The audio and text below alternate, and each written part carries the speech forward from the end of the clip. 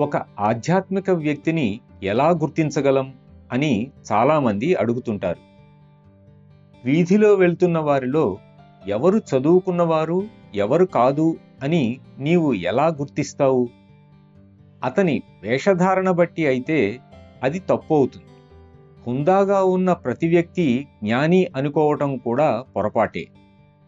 నీవు నిజంగా ఆధ్యాత్మిక వికాసాన్ని పొందిన వ్యక్తి ప్రక్కన కూర్చున్నప్పుడు నీకు ఒక విధమైన అనుభూతి కలగాలి.